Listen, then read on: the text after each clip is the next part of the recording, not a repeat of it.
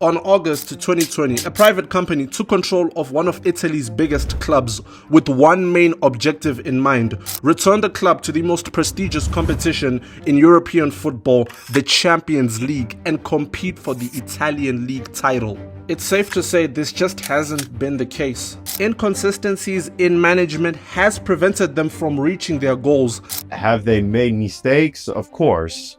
But there's more to the story than what meets the eye. In this video, we take a look into what role the Friedkin Group have played in the trajectory of A.S Roma over the last 4 years, looking into their management, the good, the bad, finding out what makes the Friedkins such an interesting group of owners, and most importantly, what's in store for the Everton fans from their new owners. Before we get into the details, we first need to know who exactly are the Friedkin Group and exactly what is it that they do. The Friedkin Group are a private company that own a diverse collection of businesses.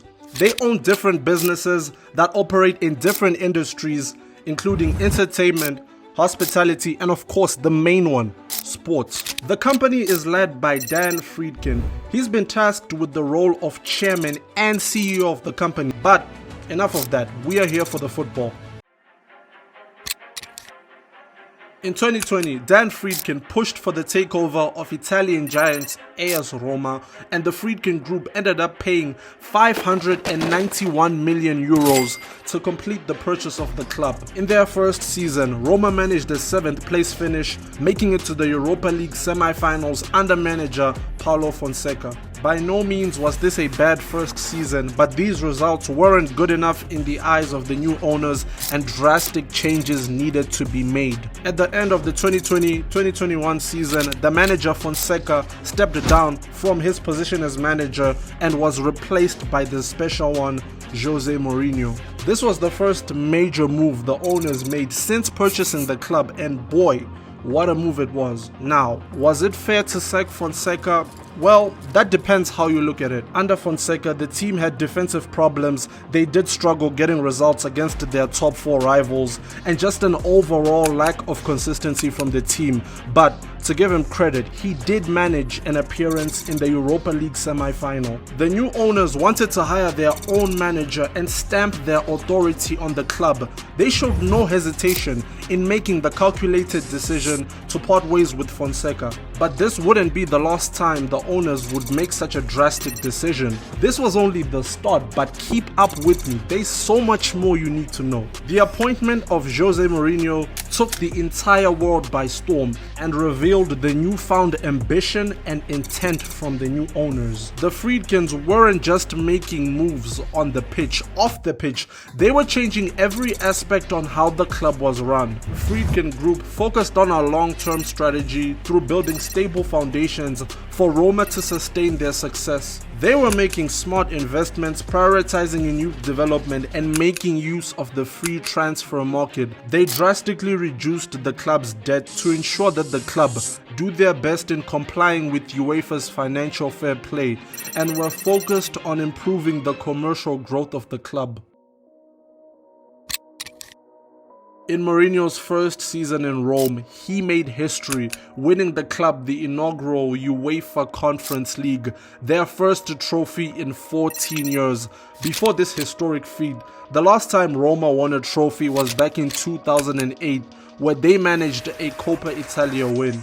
But in the league, it wasn't so great. Mourinho's team performed below expectation, only managing a 6th place finish, only improving by 1 position compared to the previous season under Fonseca. Disappointing for sure, but the fans weren't concerned.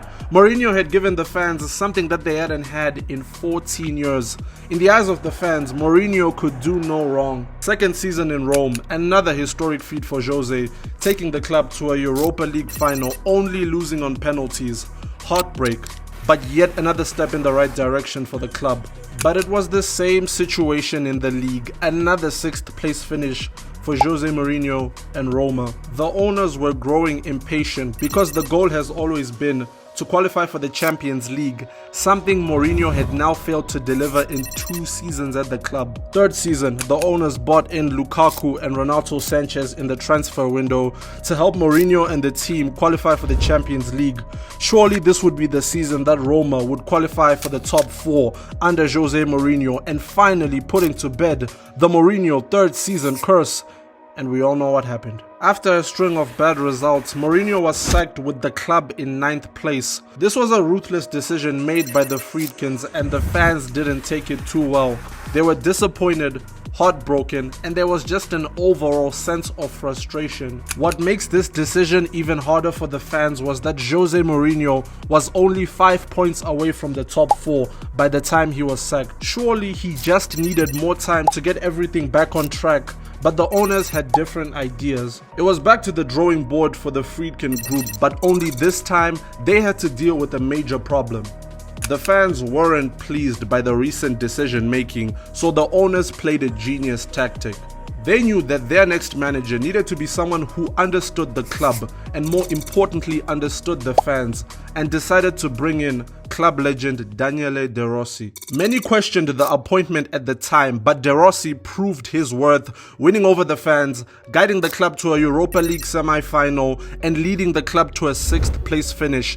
This earned him a 3-year contract. The future was bright. In the following season, the owners went crazy in the transfer window. 93 million euros was spent on new arrivals. The fans were buzzing, optimistic on what the new season could bring for Roma. 4 games into the new season, 1 loss, 3 draws, Daniele De Rossi was sacked as manager. We need to remember that the Roma fans value loyalty above all else. Look at their club legends, Totti, De Rossi, players that have shown nothing but loyalty to the Roma fans. The owners took Jose away from the fans, they accepted that, but when they decided to sack De Rossi, a club legend, someone adored by the fans, that decision was never gonna sit well with neither the players or the fans. He had a fresh group of players that needed time to adapt to his system, but he wasn't even given a chance. Safe to say that the owners were acting more like Roman Abramovich during his time at Chelsea. Either you get instant results or you pay for it with your job.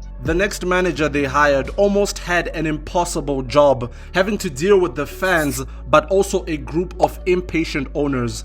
The man tasked with the job was Ivan Juric. This time the game plan was to bring in an experienced manager who could get the best out of the players, but it's fair to say this just was not the case. Under Ivan Juric, there was a feeling that the team were taking 1 step forward and 2 steps back. The players just didn't take well to his tactics.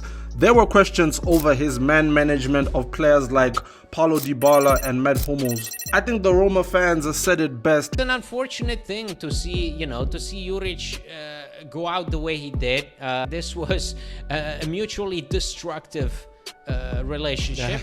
He just didn't have much backing from the fans. Some fans weren't just looking at the manager, but questions were asked on how maybe the players should have done more for the manager. He lasted a grand total of 12 matches, less than 2 months in the job. The odds were just always against him. Ivan Juric would eventually be replaced by Claudio Ranieri. The Roma fans have shown a dissatisfaction towards the Friedkin Group, mostly due to the sacking of Daniele De Rossi and Jose Mourinho. By no means do the Roma fans hate the Friedkin Group.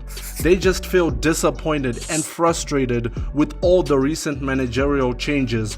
4 managers in 2 years isn't a good look for a group that pride themselves in running the club professionally. In all fairness to the Friedkins, Claudio Ranieri has managed to steady the ship, and there's a realistic chance of Champions League qualification. Ranieri has done an amazing job so far, but who's to say that Claudio Ranieri is a long-term fix? When Roma do eventually get a new manager in the near future, name me one thing that suggests that the new manager won't suffer the same fate as De Rossi. The fans have also criticized the Friedkin Group over their lack of engagement.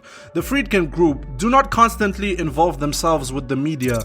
they work in silence. Their lack of communication can be seen as a show of professionalism, but it can also be seen as an inconvenience depending on who you ask. When the team are winning, their silence can be seen as a positive, as it instills the fans with confidence in their ownership.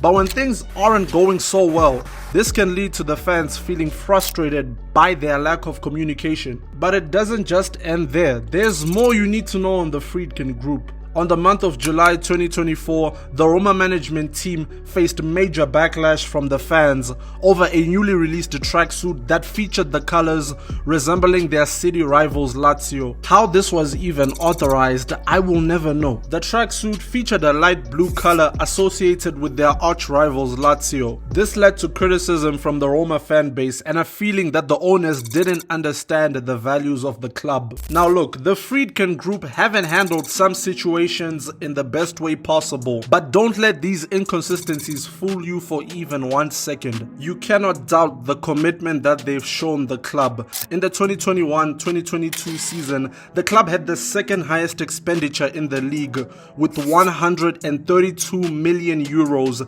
spent on transfers, only being topped by Juventus. They've continued to improve the squad, develop players, and there aren't any signs to show that they're slowing down anytime soon. In the words of a wise man, Have shown they have put their money where their mouth is. Roma have been crying out for a new stadium for the longest of time. In 2025, the Friedkin Group have continued to make progress in building a new stadium and are expected to present the final plans for the project in 2025.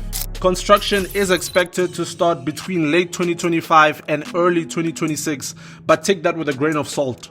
They have continued to show their unquestionable commitment despite having to deal with some difficulties along the way. There has been an expectation to qualify for Champions League football, but it hasn't quite happened just yet. Domestic performances have been disappointing, but they have excelled in Europe, their biggest highlight making it to the Europa League final. There's another point we need to talk about. The Friedkin Group have changed the overall match day experience for the fans. No longer does it feel like the fans are attending a neutral venue. Something really important for the fans, considering that they do share the same stadium with their arch rivals Lazio.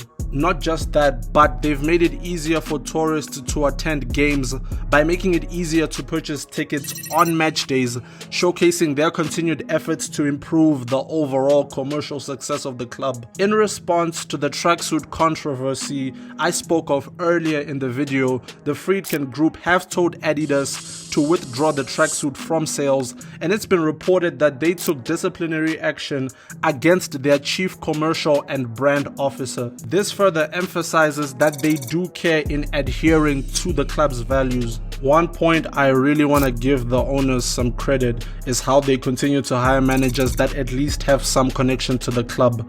The hiring of Ranieri was seen as the hiring of a manager that understood the club and, more importantly, understood the fans. The same thing could be said when the owners decided to hire David Moyes for Everton. The owners have brought financial stability to the club and have kept Roma compliant with UEFA's financial fair play regulations. The club are no longer as chaotic as they were under previous owners, and that's down to the changes that the Friedkin Group have made. Everton fans will hope that the Friedkin Group can bring the same changes to the blue half of Merseyside. Everton fans will be pleased to know that unlike Fahad Mushiri, the Friedkin Group are more experienced in managing football clubs, and hopefully that they've learned from their initial mistakes at Roma and that they are more equipped to bring success to Everton. But there is still one question that should concern both the Roma and Everton fans. Will the Friedkin Group prioritize one club over the other? There's nothing that seems to even suggest that this will ever be the case.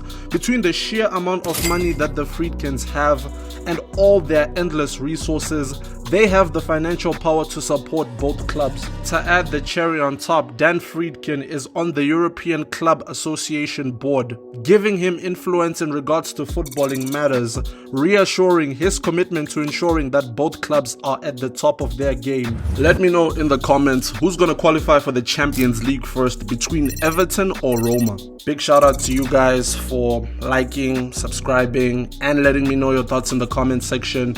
I really appreciate you guys. guys. Thank you so much. If you guys did like this video, check out this one where I discuss how Everton went from Champions League football to relegation battles in the Premier League. I will see you guys in the next video.